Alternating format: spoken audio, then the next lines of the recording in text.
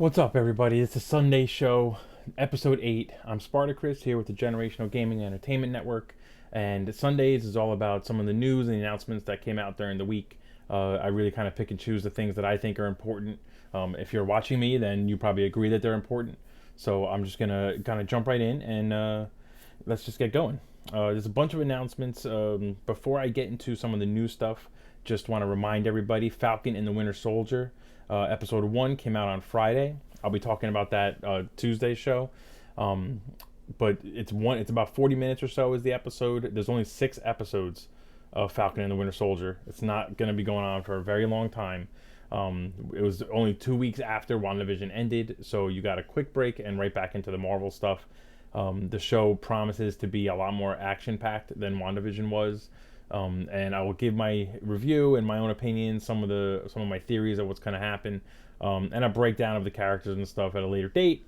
But if you don't want to be behind, watch it, catch up, and then Tuesday we can talk about it. I will be talking about each episode every Tuesday. The episodes air every Friday, and I think they're all going to be a minimum of 40 minutes. So give that a shot. Make sure you watch that before Tuesday's show. Also, the Snyder Cut of the Justice League came out on Thursday. That's a 4-hour movie, so if you want to catch up on that and Falcon and Winter Soldier before Tuesday, you got a lot to watch. So you better get to it if you haven't watched it yet. One of the other, just kind of sticking with the comic books and comic book characters, one of the other announcements, or not really announcements, more of just kind of a release or a reveal, is a brand new poster for the Loki show, which is coming June 11th to Disney+. Owen Wilson is going to be one of the other stars or co-stars of the show. Tom Hiddleston is obviously coming back as Loki. Now, this is the Loki that survived the first escaped the first Avengers battle after the current Avengers went back and kind of screwed things up. I'm going to release a whole other episode explaining that and the Time Bureau and everything else going on with that show. That'll probably come a few weeks down the road, but this is a kind of a quick shot, the first real poster or image we've gotten besides the really quick teaser for the new show. Time is obviously a big factor. He's messing with traveling through time. Owen Wilson is working for a bureau that tries to keep people from messing with time, so that's why there's a clock behind him. I kind of like the logo, the LOKI, the way they made the logo look all funky like that.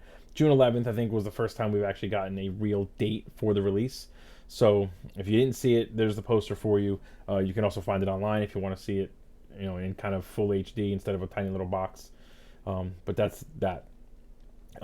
Again, sticking with the comic books, this is technically a Marvel character, but not a part of the MCU. Venom, the Tom Hardy movie. So the sequel is called Let There Be Carnage. For anyone who saw the first one, the after credits scene showed us Woody Harrelson as Cassidy something. I can't remember the guy's name now. But he becomes Carnage, which is just a crazier and more vicious version of Venom and red instead of black. He's going to be, or promises to be, the main villain of that movie. It was supposed to come out very soon, but they actually pushed it back to September of this year. With everything, the way things have been going in general with the entertainment industry, I wouldn't be surprised if it doesn't get pushed back to next year. But at least that's another Marvel movie. A lot of people liked the Venom movie. I was not a fan. I feel like the special effects were not great. It kind of reminded me of a funnier DC movie. I think Tom Hardy is good in the role, and he did a good job in the movie, but I just thought the movie overall didn't do justice to the character of Venom. And I personally can't see how they can make a Venom character and not have him tie into Spider-Man. He's one of the best villains Spider-Man has ever had, if not the best. And to have a Venom movie and try to make him more of a hero first instead of letting him be a villain and eventually becoming a hero, that's a missed opportunity on Sony and Marvel's part. This will be a part of the Sony Spider-Verse, which we know is coming once Tom Holland's contract with Marvel is over.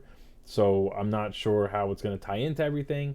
And, I'm sure there'll be rumors as the movie gets closer and closer to release that Spider-Man will have a cameo or an appearance. I doubt that's really going to happen, but there was a ton of rumors about that when the first Venom came out. The fact that Spider-Man is a part of the Morbius movie, and the Morbius movie is meant to be a part of this Spider-Verse. Like, who knows what's going to happen? We haven't gotten much further details besides the fact that the movie was pushed back. The fact that we haven't seen a trailer yet, even for September release, kind of tells you that there's got to be some issues behind the scenes. So we'll kind of see how that goes. Now, moving on from the comic book side of things to the video game side of things, Resident Evil 8 is going to be coming out in about 2 short months. I hated the movies except for maybe the first one, but I feel like Resident Evil is prime to take over the cinematic video game universe kind of thing. I don't see how they've screwed this up so much, and it looks like, similar to Mortal Kombat, they are finally taking it seriously, and they're working on a serious movie and shows and whatnot for Netflix.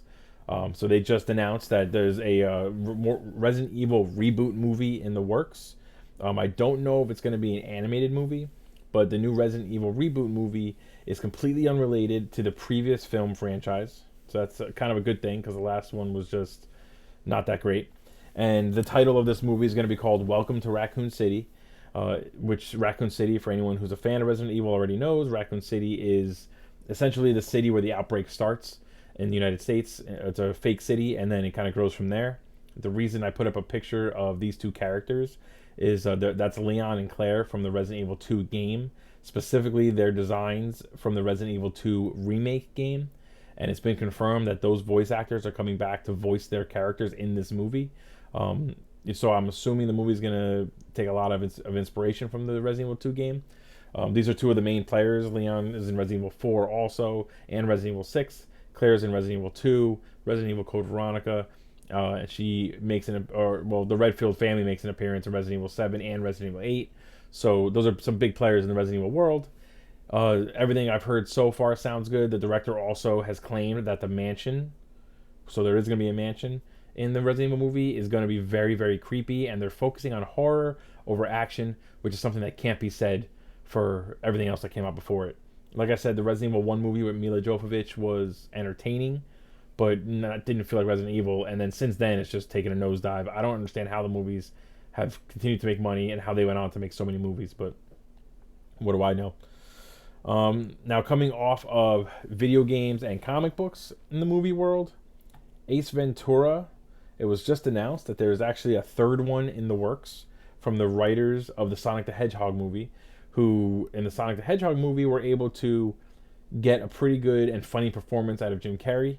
So I'm pretty sure he's basically, they're in negotiation to have him come back for the third one.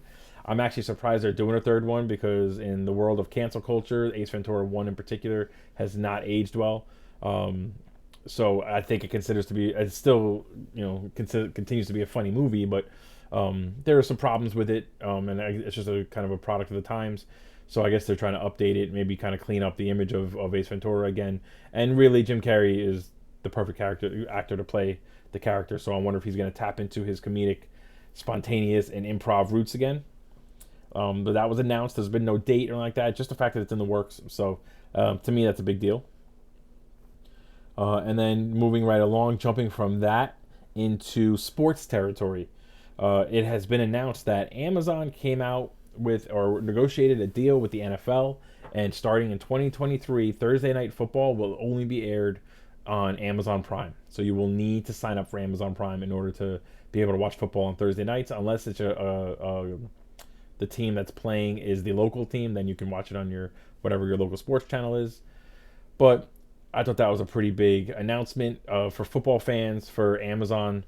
It's huge. It's been kind of a long time coming. I mean, a lot of people have been cutting the cord and ending cable and going strictly to streaming. This is just a big step in that direction.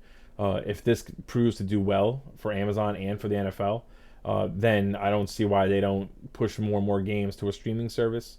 If Amazon can take Thursday Night Football, it won't be long before someone else like Apple or Netflix or whatever, or Hulu, or Disney, I should say, takes Monday Night Football. And then before you know it, Sunday Football will just be all in various different streaming services. I don't know what that means long term for the NFL and for streaming, but I do know for anyone who wants to stream, this is probably a big deal and a big step in a direction of no more cable boxes and no more cable companies besides the internet. So that is really all of the big announcements. The only last thing I want to touch on is that Tuesday there is a lot to talk about. So I've watched Zack Snyder's Justice League. I will give my full opinion, my full report, my full review on Tuesday. I watched the next James Bond movie. I've watched Falcon and the Winter Soldier. I want to talk about the Bat in the Sun, Dying is Easy movie. It's a half-hour video that came out on YouTube, a fan-made Batman film. I want to talk about that in detail. So we got a ton to talk about on Tuesday. I also have a Cinema Suite of the Week, and this one is brought to you by my brother. So I will give the details on that on Tuesday. We have a good amount to talk about. It's going to be a long show Tuesday, and I invite any of you to give me your comments, give me your feedback, kind of join me on Tuesday and let's discuss.